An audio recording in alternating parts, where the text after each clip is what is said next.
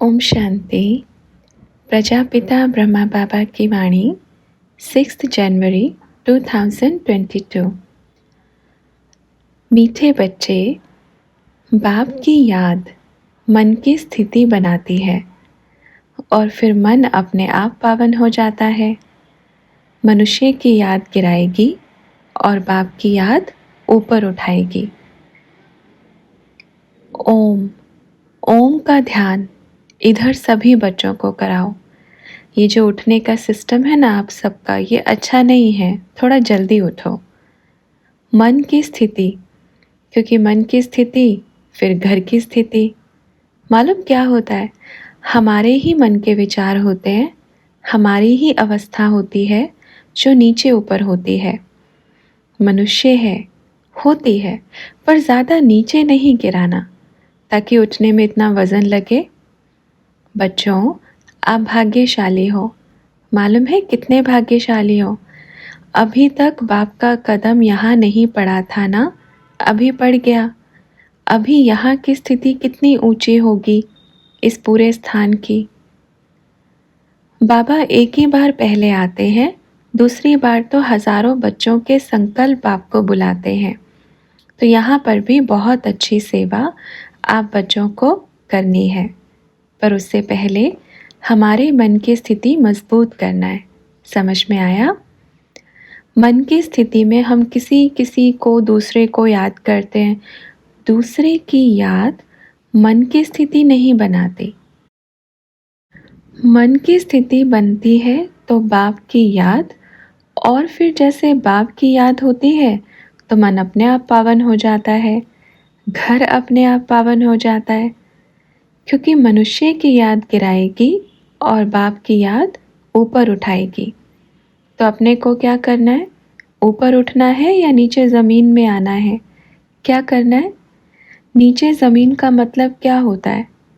स्थिति के ऊपर। अगर इधर से हमारी स्थिति पावरफुल है और हमारा बुद्धि योग इधर देह की तरफ नहीं जा रहा, देह की मिट्टी की तरफ नहीं जा रहा, तो हम ऊंचे हैं। ऊंचाई का मार्ग होता है इधर से। जो यहाँ बैठ गया उसकी ऊंचाई निश्चित है। जिसने यहाँ छोड़ करके इससे नीचे देखना शुरू कर दिया तो फिर स्थिति कैसे होगी? गिरावट। मस्तक कहते हैं ना, आज भारत भी मस्तक के लिए लड़ रहा है। कौन सा मस्तक के लिए? कश्मीर हमारा, जम्मू हमारा लड़ रहा है ना। भारत एक, पाकिस्तान, हिंदुस्तान आपस में किस चीज़ के लिए लड़ रहे हैं? मस्तक के लिए। क्यों लड़ रहे हैं? क्योंकि मस्तक को ही ऊंचा स्थिति कहा गया है। जिसके अंडर में मस्तक आ गया उसके अंडर में सब आ गया, वो राजा है। ठीक है? क्या है? जिसके अंडर में मस्तक आ गया उसके अंडर में सब आ गया, और वो क्या बन गया? और बाबा ने क्या कहा? बच्चे, जब सबका मस्तक उनके अंडर में आ जाएगा तभी सभी भारत पर विजय प्राप्त कर सकते हैं। तो सारी कर्म इंद्रियों को क्या करना है? कंट्रोल करना है। अच्छा बच्चों, अपन बस मिलने आए, देखने आए। जैसे आपको बताते हैं, लौकिक दुनिया के हिसाब से अगर किसी के अंदर भूत आ जाता है तो फिर क्या होता है? उनको कैसे करते हैं? इलाज कराने लेके जाएंगे। कोई फिर उनको पिटाई करेंगे, डंडे से मारेगा, कोई जूते से मारेगा तो निकलेंगे बाहर। अगर हम भूतों के बारे में सोचते रहेंगे तो वो आएंगे ना। क्योंकि सोच क्या है? सोच भी आह्वान है, और जिस चीज़ का आह्वान करो वो आता ही है। इसलिए आह्वान करो, बाप की सारी शक्तियों की पेटी लेकर के बाबा मेरे घर में आ रहा है, और मेरे घर में सुख, शांति, प्रेम, आनंद की पेटी अच्छे से लगा रहा है। और मैं भी उन पेटी में से निकाल निकाल के सबको सुख दे रही हूँ, शांति दे रही हूँ, प्रेम दे रही हूँ, खुशी दे रही हूँ। तो खजाना आपके पास ही है। आह्वान किसका करो? बाबा का। जैसे कोई सामान लेने के लिए कोई आता है और आपके घर में सामान रख के चला जाता है, तो ऐसे करो, हमारा बाबा बड़ा खजाना लेकर के एक बैग लेके आया, उसमें सारे खजाने लेके आया, हमारे घर में रोज़ दस्तक देता है। वो भी सुबह-सुबह देता है, क्योंकि सुबह-सुबह उसके पास माल ज़्यादा होता है। लेकिन आप बच्चे कब खोलते हो दरवाज़ा? 11 बजे, 12 बजे, जब उसका इतना खाली हो जाता है। लास्ट में क्या मिलेगा बताओ? कुछ नहीं मिलेगा, बचा-खुचा। जैसे सब्ज़ी लेने जाते हैं ना, लास्ट में जाएँगे तो क्या मिलेगा? वैसे ही मिलेगा ना, कहीं पर भी पुराना-पुराना माल। तो क्यों ना हम ताज़ा माल लें, है ना? और ऐसा तो है नहीं कि आपको उसको पैसे देना है। वो बदले में कुछ नहीं लेता। बदले में बोलता है, जो आपके घर में कचरा है ना, वो दे दो। जैसे सफाई वाला आता है, क्या करता है? तो जैसे सफाई वाला आपके घर से कचरा लेके जाता है, अगर 2 दिन आपके घर में कचरा रहेगा, तो कितना बदबू उठ जाएगा सोचो। और ये जो मन का कचरा रोज़ पालते हैं अपन, वो रोज़ आपके घर के सामने आता है, रोज़। और देखता है सोए पड़े हैं, उठ ही नहीं रहे हैं, तो हम इधर क्यों समय वेस्ट करें?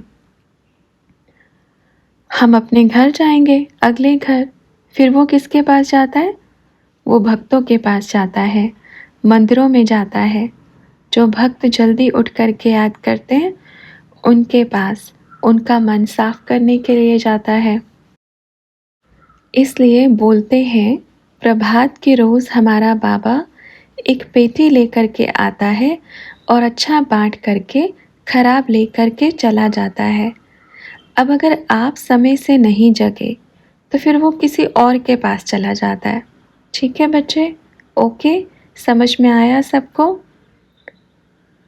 अच्छा, फिर बाबा किसी बच्चे के बड़े नाखून देखकर बोले, बच्चे ये बीमारी का घर है, ये काटना भूल गए? फैशन करने का है? बिल्कुल गंदे, आज के बाद अभी इनको साफ करना। कभी देखा देवताओं के नाखून बड़े होते हैं? आप किसके बच्चे हो?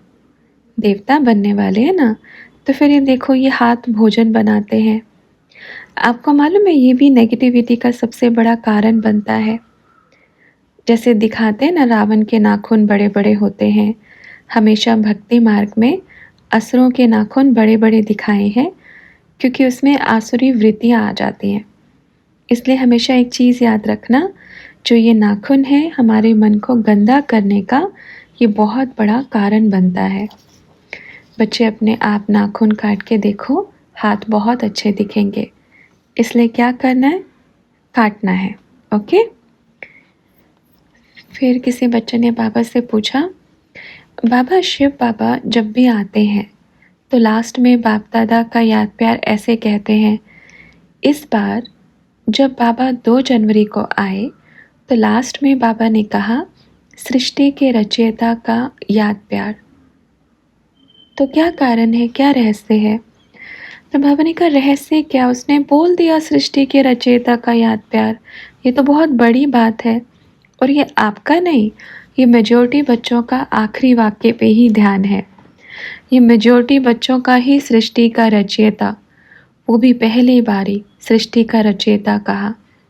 क्योंकि बच्चे, आने वाला समय, अब देखना, ऐसा साक्षात्कार का पाठ चलने वाला है। ऐसा कि बच्चों को देखते देखते उनकी आँखों से ये शरीर ओझल होके वही दिखाई देगा। ये पूरे जो शरीर का आकार है, वो परिवर्तन होता हुआ दिखाई देगा। तो अपने आप, बाप ने तो ये वाणी में बोला है, आने वाले समय में लाखों बच्चे अपने मुख से बोलेंगे, सृष्टि का रचयिता आ गया। अपने मुख से, ठीक है? किसका बाबा? मेरा बाबा आ गया, है ना? आपके मन में अगर आपने उस वाणी के लिए कुछ और तैयारी करके रखी हो, कुछ और सोच के रखा हो, तो भला आप सोचो अपने हिसाब से। किंतु ये बाप के हिसाब से कि वो सृष्टि का रचयिता है। और पहली बार बाप ने बोला, अपन को बड़ी खुशी हुई। और दूसरी बात ये है कि बाप ने पहली बार याद प्यार में बोला है कि सृष्टि के रचयिता का याद प्यार। वैसे तो बाबा हर बार ही बोलते हैं कि आपसे सृष्टि का रचयिता मिलने आया है, साकार में बाबा ने कितनी बारी बोला है सृष्टि का रचयिता। उस घड़ी, उस पल, बाप, वो दो शब्द क्योंकि कहते हैं ना, बाबा जब आते हैं तो पूरी सृष्टि को लेकर के ही आते हैं, छोड़ के नहीं आते। और वो इधर आएंगे, बात करेंगे, पर जो कारोबार है वो ऑटोमेटिकली चलता रहेगा, जो मनोकामनाएं हैं वो पूरी होती रहेंगी, जो भी श्रद्धालु हैं उनके सुनता रहेगा। ये सब चीज़ें ऑटोमेटिकली चलती हैं, ठीक है। ये बाप की कमाल है। ये ऐसी एक मशीनरी है जो अपने आप ही सेट बनी हुई है और घूमती रहती है। आप बच्चे क्या कहते हो, बाबा मेरे घर में आया तो सिर्फ मेरा ही है? नहीं, वो यहाँ बैठ कर के भी सब कुछ कर रहा है। शिवलिंग के आकार का रुद्राक्ष बच्चों को दिखाते हुए बाबा ने कहा, ये देखो, ये देख रहे हो ये क्या है? ये पेड़ पे लगा हुआ फल है, दिख रहा है? ये पेड़ पे लगता है। ये क्या है? ये शिव बाबा शिवलिंग है।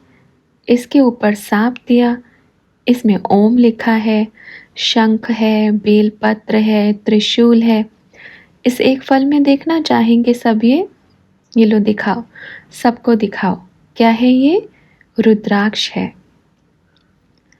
यही एक ऐसा मन का है जो पेड़ पर लगता है, अन्यथा कोई भी ऐसा मन का नहीं जो वृक्ष पे पैदा होता हो। इसलिए शिव परमपिता परमात्मा, देखो सब, दिखाओ, उसमें दिखाओ, सबको दिखाओ कुछ। ये प्रकृति की वाणी है। आप सोचो, हम क्या सोचते हैं, लेकिन प्रकृति क्या बोलती है, क्या कहती है? इसमें कोई ऐसा नहीं कि कोई बनाया गया हो हाथ से, ऐसा कोई कलाकारी नहीं है कि हाथ से तैयार किया गया हो। ये ऑटोमेटिकली प्रकृति के बीच में पैदा हुई चीज़ें हैं। कभी देखी श्री कृष्ण की मूर्ति या फिर राधे की मूर्ति या फिर तुलसी के मन के लगे हुए देखे? नहीं, तुलसी के पेड़ से बनाए जाते हैं, लेकिन शिव परमात्मा की चीज़ें प्रकृति खुद बनाती है। कितना सम्मान करती है वो अपने प्यारे बाबा का, कितना रिस्पेक्ट करती है प्रकृति से पैदा हुई चीज़ें। सोचो हमारे दिल में उनके लिए कितना रिगार्ड होना चाहिए, कितना प्यार होना चाहिए। ये प्रकृति का सम्मान है कि वो सिद्ध कर रही है कि वो परम पिता परमात्मा है। और हमें निश्चय नहीं होता, हम बाबा से मिलते हैं, अच्छा बाबा है ना, आज यहाँ प्रोग्राम है, कल वहाँ है, मिल लेंगे, बाबा तो मिल रहा है ना। और बाबा के प्रति प्रेम भी कम हो जाता है। लेकिन अपन तो क्या, इसलिए तो बाबा क्या कहते हैं कि प्रकृति माँ है। वो माँ दर्शा रही है कि आपके पिता की चीज़ें कैसी होनी चाहिए। दिख रहा है इसमें, शिवलिंग दिख रहा है, सबने देखा ये पेड़ पे लगा हुआ होता है ऐसे। ये रुद्राक्ष है, पेड़ पे लगा हुआ होता है ना वंडरफुल बात। ये देखो, वाह, इसमें सारी चीज़ें, शिवलिंग बना है, सांप लगा है, ओम बना है, शंख बना है, बेलपत्र बने हैं, त्रिशूल बना है, और इसमें कोई कलाकारी नहीं है। किसने कलाकारी की है? ये पूरी प्रकृति ने इसमें कलाकारी की है। अभी बोलो ये कौन चित्रकार है जिसने फूल फूल पे किया श्रृंगार है? फूल तो बना देंगे नकली के, पर उसमें खुशबू कहाँ से लाएंगे? अच्छा, नकली के फूल बना सकते हैं तो असली की खुशबू कहाँ से लेके आएंगे? तो फूल में खुशबू कहाँ से आई? पेड़ में फल कहाँ से आए? अगर उसकी चित्रकारी देखनी है तो कभी प्रकृति के बीच में आ जाओ, सारा खेल समझ में आ जाएगा। ठीक है, ओके बच्चों, वाह, ये रखो। ये है सृष्टि का रचयिता। अपन को बड़ी खुशी हुई क्योंकि अपन ने कितनी बार बोला है बच्चे, आपको अभी तो ये पहला सीन दिखाई दिया होगा ना। अभी तो प्रकृति में ऐसे ऐसे राज छुपे हुए हैं, ऐसे ऐसे रहस्य छुपे हुए हैं, जितना देखते जाओगे उतना खुलता जाएगा, खुलता जाएगा। अच्छा, फिर बाबा से पूछा, बाबा कहीं जगह पर देवी देवताओं की मूर्तियां भी निकलती हैं। तो ब्रह्मा बाबा ने कहा, देखो जो ज़मीन में से निकली वो हमने बनाई, जो ऊपर से उगी पेड़ से वो प्रकृति ने बनाई। कई बार क्या होता है ना, ऐसी मूर्तियां बना बना के भक्ति मार्ग में जब परिवर्तन होता है तो सारी मूर्तियां नीचे दब जाती हैं। और अगर मानो प्रकृति ने बनाई भी है तो मूर्ति भी बन जाती है उसमें, जैसे पानी से घिस घिस के वो चीज़ें बन जाती हैं। जैसे शिवलिंग बनते हैं पानी के बहाव से, कभी पत्थर इधर लगेगा कभी उधर लगेगा, कभी ऐसी शेप में आएगा कभी वैसी में आएगा, तो कितना बढ़िया उसमें शिवलिंग बन जाता है। जैसे प्रकृति ने ये रुद्राक्ष दिया बना बनाया, बस इसमें थोड़ी सी पॉलिश की तेल की, ऐसे ही हमारे सोने की द्वारका भी कैसी है, नीचे से जो निकली बनी बनाई उसमें बस थोड़ी बच्चों को पॉलिश करनी है। पर जो पेड़ से उग रही है वो देखो, वो फल। अच्छा, आपने कभी देखा कि रुद्राक्ष का बीज दिखाई दिया हो कहीं पर? ढूंढ के दिखाओ। पूरे संसार में रुद्राक्ष का बीज आपको कहीं नहीं मिलेगा, इसमें बीज बिल्कुल नहीं होता। इस मनके को आप कहीं डाल दो, मन का ही रहेगा, उगेगा नहीं। तो फिर बच्चों ने पूछा, तो बाबा ये बनता कैसे है फिर? बाबा ने कहा, वही तो प्रश्न तो वही है, इसका रुद्राक्ष का कहीं बीज नहीं होता। जो खुद ही बीज है उसका क्या बीज होगा, ये दर्शाता है। आपको तुलसी का बीज मिलेगा, हर किसी का बीज मिलेगा, पर रुद्राक्ष का नहीं, क्योंकि उसको प्रकृति ऑटोमेटिकली अपने आप ही वो उगता है। जैसे रुद्राक्ष का पेड़ अपने आप ही उगता है, ऐसे ही अपना शिव परमात्मा अपने आप ही उगता है, इसलिए क्या कहते हैं, स्वयंभू। तो फिर बच्चों ने कहा, बाबा उसका नाम भी फिर रुद्र? बाबा ने कहा, हाँ रुद्राक्ष, क्योंकि ये आपको अंतिम घड़ियों में ही देखने को मिलेंगे, क्योंकि महाकाल का प्रतीक ही ये रुद्राक्ष को बोला जाता है। इसके बहुत रहस्य हैं। महाकाल का प्रतीक रुद्राक्ष। अभी समय की समाप्ति, फिर मिलेंगे, अभी कहीं नहीं जा रहे हैं। अपना ये पूरा रहस्य आप बच्चों के सामने रख के तभी अंतिम समय में अपनी यात्रा पर जाएंगे, ठीक है? पर देंगे थोड़ा थोड़ा। बोलते हैं ना, खाना एकदम से खिला दिया तो उल्टी हो जाएगी, पचेगा नहीं। बच्चे ज़्यादा खाना खाएंगे तो क्या करेंगे, ना खुद हजम कर सकते हैं ना पेट में रहेगा, फिर कहाँ जाएगा। इसलिए अपन को मालूम है बच्चों का पेट कितना बड़ा है, उनको कितना देना है। जैसे छोटे बच्चे का पेट का माँ को मालूम पड़ता है कि मेरे बच्चे को इतना दूध चाहिए, ये भी वंडरफुल बात है कि छोटे बच्चे के हिसाब से प्रकृति इतना ही दूध देती है। वंडरफुल बात, न कम न ज़्यादा। जब छोटा बच्चा पैदा होता है, अर्थात प्रकृति उसको कितना दूध होता होगा, बस उतना ही जितना बच्चे का पेट भर जाए। ये रहस्य है वंडरफुल। जो कहते हैं हमने बाप को पूरी तरह से जान लिया, बाबा कहेगा बिल्कुल नहीं जाना। जब शरीर को अभी तक नहीं जाना तो बाप को कहाँ से जानेंगे? क्या आत्मा परमात्मा का ज्ञान जान करके पूरे संसार को जान लिया? ऐसा नहीं होता, ठीक है?